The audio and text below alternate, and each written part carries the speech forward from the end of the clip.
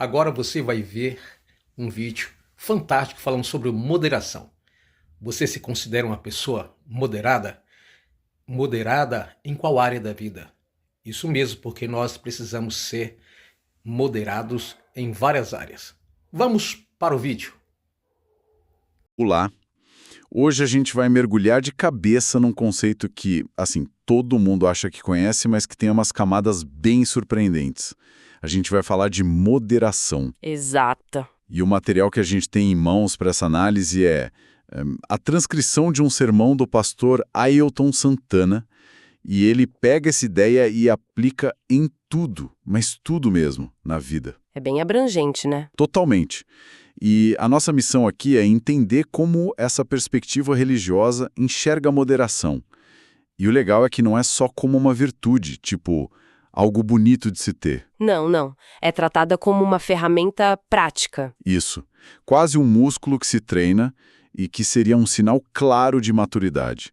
A gente vai ver os argumentos de como a falta disso pode bagunçar as finanças, a saúde, até os relacionamentos. Pois é, e vale a pena a gente contextualizar que, para essa fonte, moderação é a mesma coisa que equilíbrio e domínio próprio, sabe? Certo. Dentro da teologia cristã, isso faz parte do que eles chamam de fruto do espírito, e o ponto central do sermão é que ninguém nasce moderado. Ah, interessante. É algo que se aprende, que se desenvolve, e é isso, segundo o pastor, que separa quem é maduro de quem é imaturo. Não importa a idade, viu? Entendi. Então vamos começar pela área que a fonte aponta como a mais escorregadia de todas. A fala. A mais perigosa. A mais perigosa.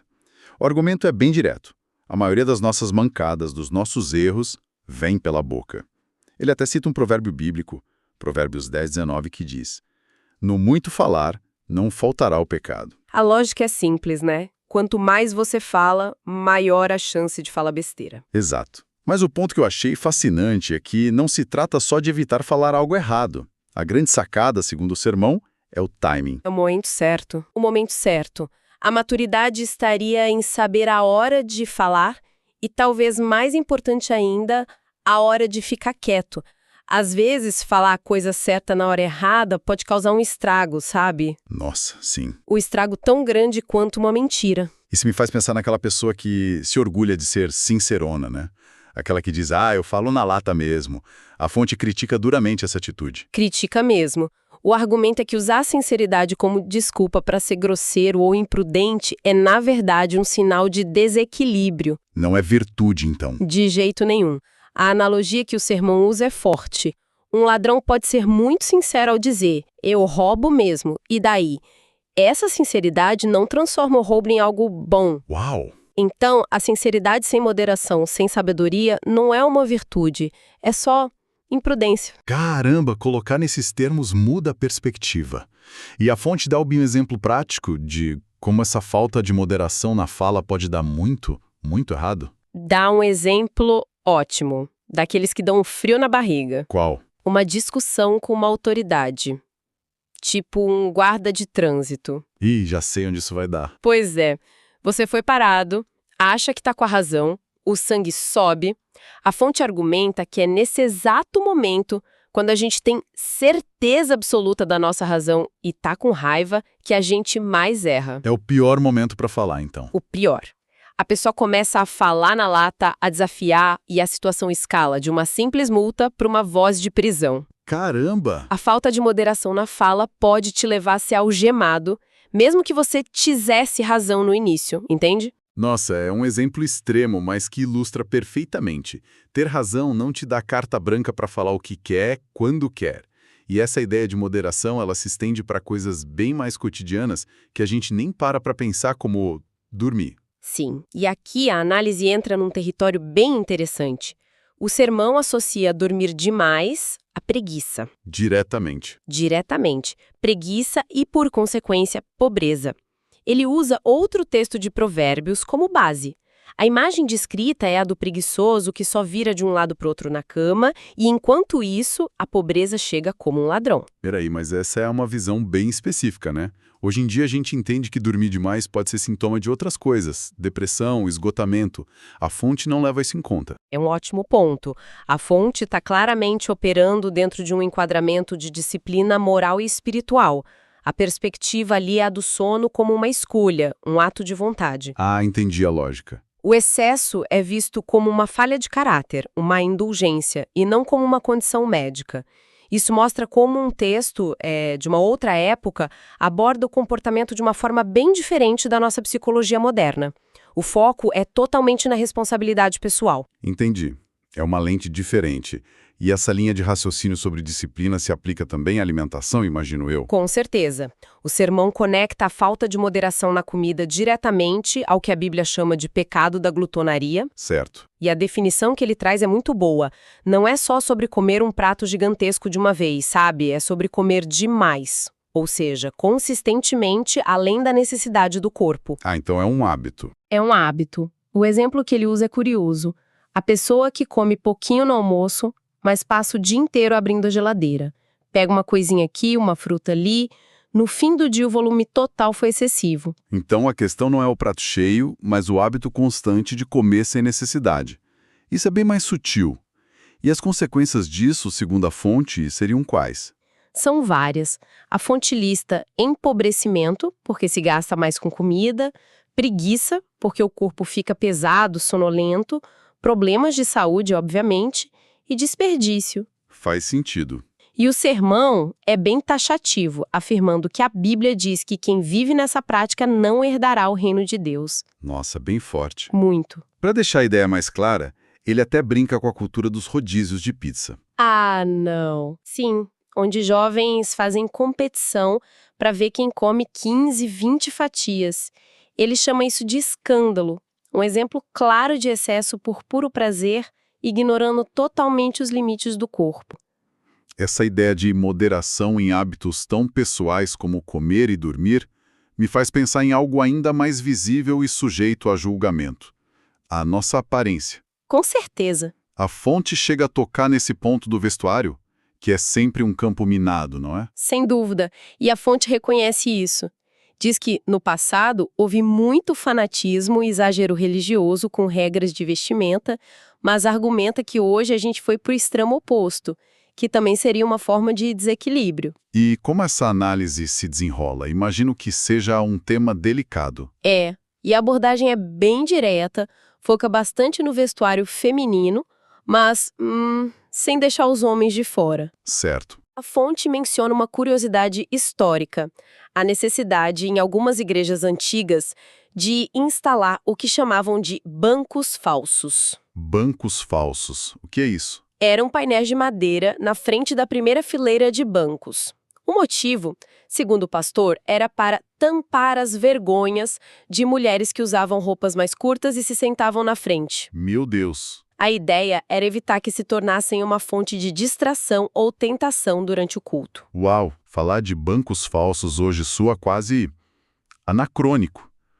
Como a fonte justifica trazer um ponto desses para uma discussão atual? A justificativa é que, embora a solução do banco falso seja antiga, o princípio por trás dela continua válido, na perspectiva do sermão. Que seria o princípio da consciência sobre o ambiente e o impacto que a sua aparência causa nos outros, especialmente num lugar de culto. O conselho prático dado é que as mulheres, por exemplo, usem mais de um espelho antes de sair, para ver como a roupa fica sentada, em pé, se abaixando. uma checagem completa. Isso. A base bíblica usada é uma instrução do apóstolo Paulo a Timóteo para que as mulheres se vistam com pudor e modéstia. E para não parecer que o foco é só nas mulheres, a fonte fala algo sobre os homens também, certo? Sim, fala. A crítica é direcionada à moda slim fit, quando levada ao extremo. As calças muito justas. Exato. Calças e ternos tão justos que marcam o corpo de forma excessiva. O ponto central, tanto para homens quanto para mulheres, é que a aparência de um cristão, segundo essa visão, deveria ser um testemunho. Um testemunho visual. Perfeito.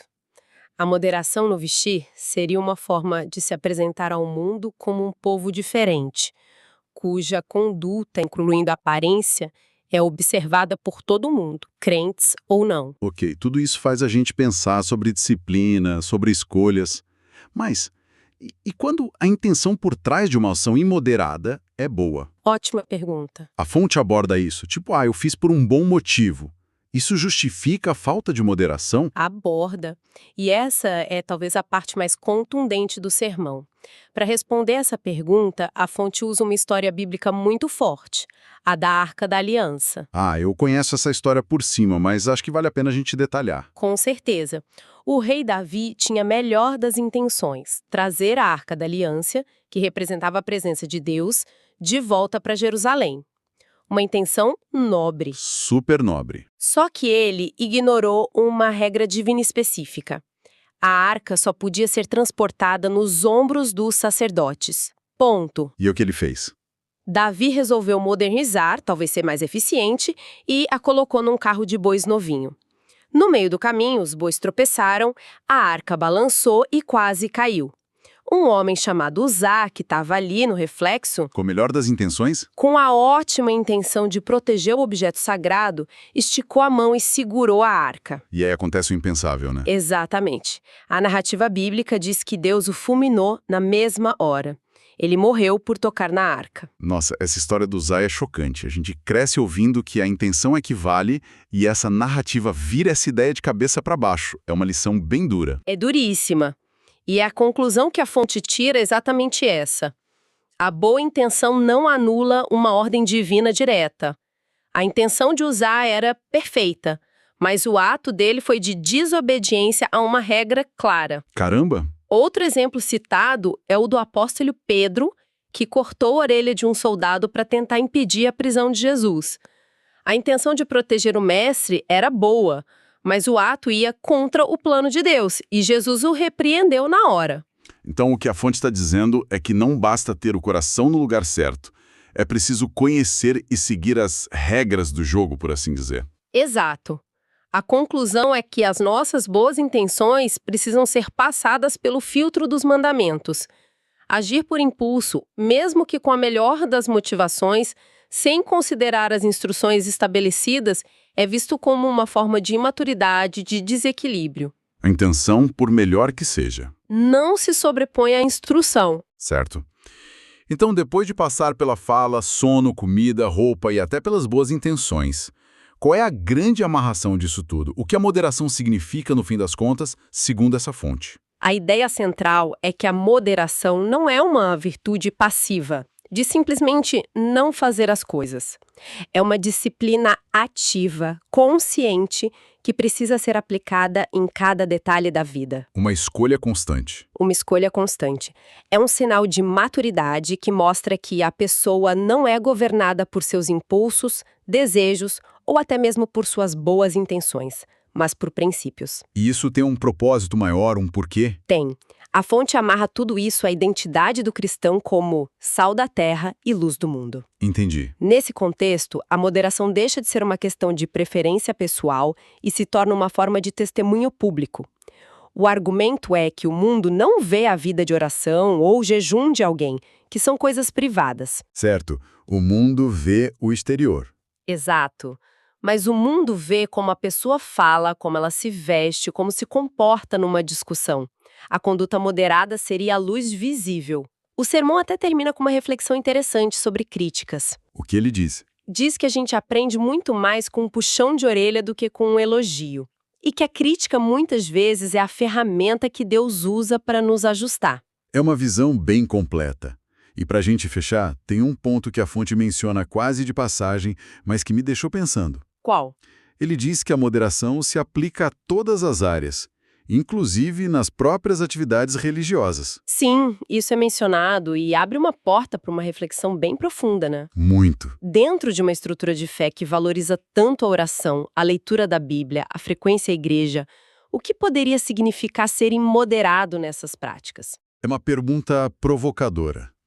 Como algo que é considerado essência da vida espiritual pode ter um excesso prejudicial? Fica essa reflexão, né? Fica essa reflexão para quem nos ouve.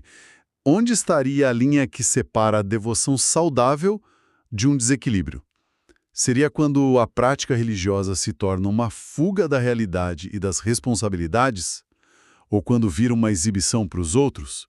Fica aí o pensamento.